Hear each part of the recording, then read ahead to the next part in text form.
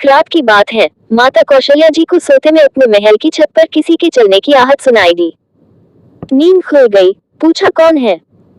मालूम पड़ा श्रुतकीर्ति जी, सबसे छोटी बहू, शत्रुघ्न जी की पत्नी है। माता कौशल्या जी ने उन्हें नीचे बुलाया। श्रुतकीर्ति जी आई, चरणों में प्रणाम कर खड़ी रह गई। माता कौशल्या जी ने पूछा, श्रुति, इतनी रात को अकेली छत पर क्या कर रही हो बेटी? क्या नींद नहीं आ रही? शत्रुघ्न कहाँ है? श्रुतिकीर्ति की आंखें भर आई, माँ की छाती से चिपई, गोद में सिमट गई, बोली, माँ उन्हें तो देखे हुए 13 वर्ष हो गए। कौशल्या जी का हृदय कांपकर झटपटा गया। तुरंत आवाज लगाई, सेवक दौड़े आए। आधी रात ही पालकी तैयार हुई, आज शत्रुघ्न जी की खोज होगी। माँ चली। आपको मालूम है शत्रुघ्न जी कहाँ मिले? अयोध्या जी के जिस दरवाजे के बाहर भरत जी नंदीग्राम में तपस्वी होकर रहते हैं, उसी दरवाजे के भीतर एक पत्थर की शिला है।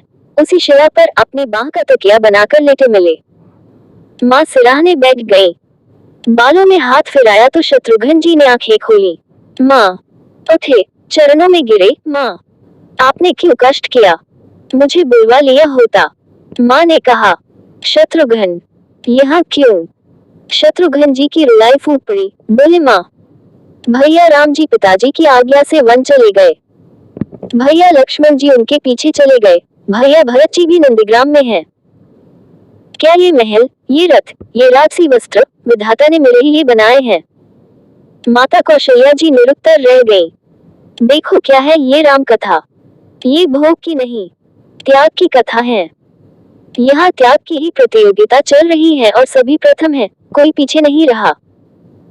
चारों भाइयों का प्रेम और त्याग एक दूसरे के प्रति अद्भुत, अभिनव और अलौकिक है। रामायण जीवन जीने की सबसे उत्तम शिक्षा देती है। भगवान राम को 14 वर्ष का वनवास हुआ तो उनकी पत्नी सीता माता ने भी सहर्ष वनवास स्वीकार कर लिया। परंतु बचपन से ही बड़े भाई की सेवा में रहने वाले लक्ष्मण जी कैसे राम जी से दूर हो जाते। माता सुमित्रा से तो उन्होंने आज्ञा ले ली थी वन जाने की, परंतु जब पत्नी उर्मिला के कक्ष की ओर बढ़ रहे थे तो सोच रहे थे कि माँ ने तो आज्ञा दे दी, परंतु उर्मिला को कैसे समझाऊंगा, क्या बोलूंगा उनसे। यही सोच विचार करके लक्ष्मण जी जैसे ही अपने कक्ष में पहुंचे तो देखा कि उर्मिला जी आरती का थाल लेके खड़ी थी और बोली, आप मेरी चिंता छोड़ प्रभु श्री राम की सेवा में वन को जाओ, मैं आपको नहीं रोकूंगी। मेरे कारण आपकी सेवा में कोई बाधा न आए, इसलिए साथ जाने की जिद भी नहीं करूंगी। लक्ष्मण जी को कहने में संकोच हो रहा था, परंतु उनके कुछ कहने से पहले ही उर्मिला जी ने उन्हें संकोच से बाहर निकाल दिया। वास्तव में यही पत्नी का धर्म है। पति संकोच में पड़े उससे पहले ही पत्नी उसके मन की बात जानकर उसे संकोच से बाहर कर दे। लक्ष्मण जी चले गए, परंतु 14 वर्ष तक उर्मिला ने एक तपस्विनी की भांति कठोर तप किया। वन में प्रभु श्री राम माता सीता की सेवा में लक्ष्मण जी कभी सोए नहीं, परंतु उर्मिला ने भी अपने महलों के द्वार कभी बंद नहीं किए और सारी रात जाग जाग कर उस दीपक की लौ को बुझने नहीं दिया। मेघनाथ से युद्ध करते हुए जब लक्ष्मण जी को शक्ति लग जाती है और हनुमान जी उनके लिए संजीवनी का पर्वत लेके लौट रहे होते हैं, तो बीच में जब हनुमान जी अयोध्या के ऊपर से गुजर रहे थे तो भरत जी उन्हें राक्षस समझकर बाण मारते हैं और हनुमान जी गिर जाते हैं। तब हनुमान जी सारा वृतांत सुनाते हैं कि सीता जी को रावण हर ले गया, लक्ष्मण जी युद्ध में मूर्छित हो गए हैं। ये सुनते ही कौशल्या जी कहते हैं कि राम को कहना कि लक्ष्मण के बिना अयोध्या में पैर भी मत रखना, राम वन में ही रहे।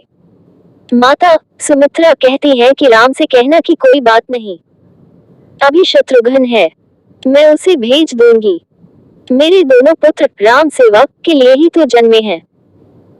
माताओं का प्रेम देखकर हनुमान जी की आंखों से अश्रुधारा बह रही थी, परंतु जब उन्होंने उर्मिला जी को देखा तो सोचने लगे कि ये क्यों एकदम शांत और प्रसन्न खड़ी है, क्या इन्हें अपनी पति के प्राणों की कोई चिंता नहीं।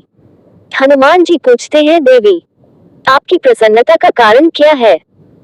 आपके पति के प्राण संकट में हैं, सूर्य उदित होते ही सूर्य कुल का दीपक बुझ जाएगा। उर्मिला जी का उत्तर सुनकर तीनों लोगों का कोई भी प्राणी उनकी वंदना किए बिना नहीं रह पाएगा। उर्मिला बोली, मेरा दीपक संकट में नहीं है, वो बुझ ही नहीं सकता। रही सूर्योदय की बात, तो आप चाहे तो कुछ दिन अयोध्या में विश्राम कर लीजिए, क्योंकि आपके वहां पहुंचे बिना सूर्य उदित हो ही नहीं सकता। आपने कहा कि प्रभु श्री राम मेरे पति को अपनी गोद में लेकर बैठे हैं। जो योगेश्वर प्रभु श्री राम की गोदी में लेटा हो, काल उसे छू भी नहीं सकता। ये तो वो दोनों लीला कर रहे हैं। मेरे पति जब से वन गए हैं, तब से सोए नहीं हैं। उन्होंने न सोने का प्रण लिया था, इसलिए वे थोड़ी देर विश्राम कर रहे हैं। और जब भगवान की गोद मिल गई तो थोड़ा विश्राम ज्यादा हो गया, वे उठ जाएंगे। और शक्ति मेरे पति को लगी ही नहीं, शक्ति तो प्रभु श्री राम जी को लगी है। मेरे पति की हर श्वास में राम है, हर धड़कन में राम, उनके रोम रोम में राम है, उनके खून की बूंद बूंद में राम है, और जब उनके शरीर और आत्मा में ही सिर्फ राम है, तो शक्ति राम जी को ही लगी, दर्द राम जी को ही हो रहा। इसलिए हनुमान जी आप निश्चिंत होके जाएं। सूर्य उदित नहीं होगा। राम राज्य की नींव जनक जी की बेटियां ही थीं। कभी सीता तो कभी उर्मिला। भगवान राम ने तो केवल राम राज्य का कलश स्थापित किया, परंतु वास्तव में राम राज्य इन सबके प्रेम, त्याग, समर्पण और बलिदान से ही आया। जिस मनुष्य में प्रेम, त्याग, समर्पण की भावना हो, उस मनुष्य में राम ही बसता है। कभी समय मिले तो अपने वेद, पुराण, गीता, रामायण को पढ़ने और समझने का प्रयास कीजिएगा।